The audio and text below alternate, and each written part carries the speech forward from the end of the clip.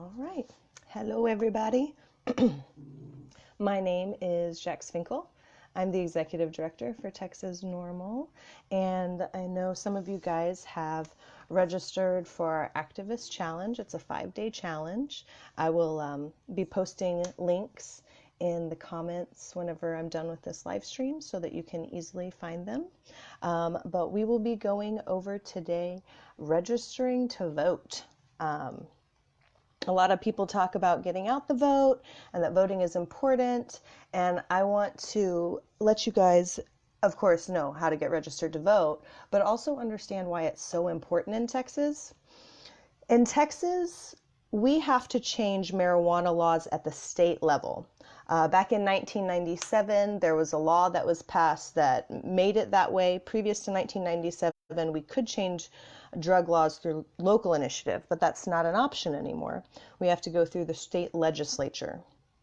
And the state legislature is run by Texas state representatives and Texas state senators. And you get to vote for who those people are within your district that you live in. So you have a say in who those people are. And that is how we have to change the laws. We don't have the ballot initiative option to collect signatures and get something on the ballot in that way with marijuana law, unfortunately. So registering to vote is the very first step in making sure that you can engage in the process and that your voice can be heard as to who you want representing you up at the Capitol and what their position on marijuana is. So, excuse me, I'm in Austin, and if you guys don't know, Austin is notorious for allergies. Yay! So, first where you're going to go, if you are following along on the Activist Challenge, I'm going to put a link right now in the comments. And this is to the blog post that we have. Let me see. I had a little technical difficulty with my computer trying to stream, so I'm streaming from my phone and typing on my computer. So that's great. So in the comments, you'll see link to Day 1 blog. And this will have links to all of the things I'm going to be talking about. So you can kind of click there and follow along with me if you'd like. Otherwise, I'll be posting links in the comments as we go or at the end, depending on. And if you guys end up having questions about what I'm talking about or any general questions, hello, please make sure that you post them in the comment. I'm going to try to get to those as well today. So the first thing that you're going to want to do is check and make sure that you are actually registered to vote in Texas. So link to check your voter registration.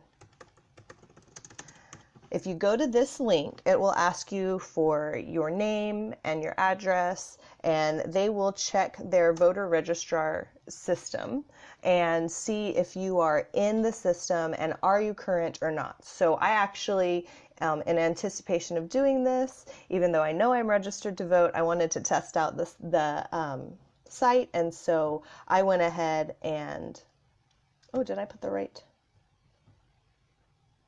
Yes, I did. I went ahead and clicked through and did it myself, and it said that I am registered to vote and verified it. So there we go. I'm registered. I'm good to go on that. If you're not registered to vote, though, if it comes up and it says that your voter registration is not current right now, what you can do is you can go and online, they have an informal voter registration form that you can fill out, and then you would mail it into your county's voter registrar. So that's one way to do it.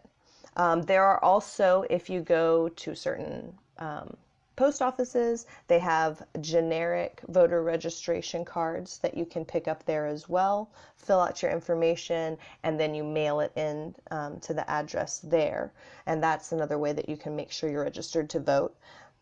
If you want to make sure that you can be a force multiplier, another thing that you can do is you can actually become a voter registrar. Texas Normal, we try to always have someone who's a registered voter registrar in each of the counties in the tri-county area of Austin if we can. So I will be renewing my voter registrar license. It was really easy. I went maybe it was an hour or two class. took a little test, had to fill out some paperwork, and I was registered to help register people to vote. That is the participate and do. So voter registering to vote, check if you are or not.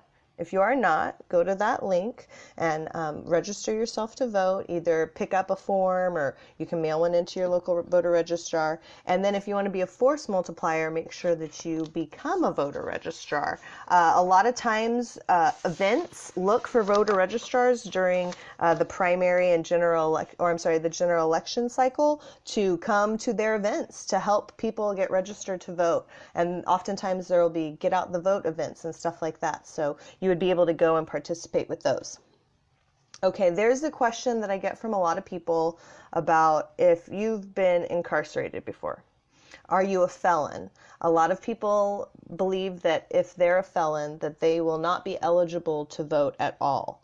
But in Texas, a convicted felon actually regains their right to vote after they complete their sentence or once they are quote unquote off paper. So once you've completed your sentence and any probation afterwards, you can then be eligible to re-register and vote in Texas. So if you are what is considered off paper, please look into that and see if you are eligible to vote so that you can take advantage of as many rights as you can possibly. I know that a lot of legislation, not just in Texas, but across the state, is written in a way that excludes felons. And so I think that it's really important that you know your rights and are able to be a part of the process. So it's a little bit difficult to register in Texas, maybe compared to some states, but it's not super hard. It does take some diligence on your part, since we are a little bit more removed from the process here in Texas. It's all about who we elect at the local level. And what we're seeing now with all of these DAs and the conversation around possession and testing and all of this for people getting charges for possession, it's really important that we're engaging with our elected officials. You know, DAs run for office, so start a conversation with your DA and take into account, you know, how they stand on the issue. We are actually going to be talking a little bit about that tomorrow. So the way that the 5-day challenge is working is every day we're touching on one topic, a simple task that it will take you, you know, maybe 5 to 20 minutes to complete each day, so that by the end of the week you are totally ready to work through towards the next cycle, the next session, so that we can implement some change. And tomorrow what we're going to be talking about is how do you find out where your legislator stands on the issue? What are the resources that you can learn about that? And how you can engage them a little bit on the issue. We're also going to be having Dave and Akila join us this week, and they're going to be talking about calling and writing your legislator. And then at the end of the week, Les is going to close it out. He's our membership director, and he's going to bring it kind of full circle, talking about cannabis conversations in general with people who maybe you don't think are likely to support. So you can follow all of this on our blog. And I'll also be doing the live streams with the rest of the board throughout the week. And once we're complete with those, we'll be linking them to the blogs as well. So the blog is a really good all-in-one type source that you can go to get all of these different links. So, short and sweet. Hi Lauren. But pretty easy. This is the first step. So please today on your lunch break or this evening, click that link. Make sure you're registered to vote. If you're not, take the steps that you need to so that you can be registered to vote. If you happen to have a felony in Texas, make sure that you do that research and verify if you're off paper or not. If you are off paper, you could be using your rights. And remember, since we don't have ballot initiative here in Texas, engaging and voting is extremely important. On all issues, on all topics, that stands. So we just want to make sure that we're doing our part to help you get civically engaged and ready for what is coming during this interim leading up to the next session, and that'll be our next opportunity to get these laws changed. So thank you everybody for tuning in today, and I will be seeing y'all tomorrow at 1:30 again, and we will be talking about where your legislator stands on the issue and how to figure out a little bit more when you are voting. So until tomorrow, see you guys later.